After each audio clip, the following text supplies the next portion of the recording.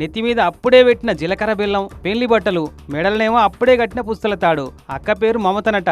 చిత్తూరులో ఉండే ఈ అక్కకు తిరుపతి పద్మావతి మహిళా డిగ్రీ కాలేజీల గ్రూప్ 2 ఎగ్జామ్ సెంటర్ పడితే అప్పుడే పిలగాంతోటి పుస్తే కట్టించుకొని చీర మార్చుకునేటంత టైం కూడా లేదని అట్టనే ఉరికొచ్చిందట పరీక్షకు. పీటల మీదకెళ్ళి చక్కగా పరీక్షా కేంద్రానికి చేరుకున్న ఈ మమతక్కను చూసి పరేషాన్ అయ్యారట అక్కడ ఉన్న అధికారులు, తోటి అభ్యర్థులంతా.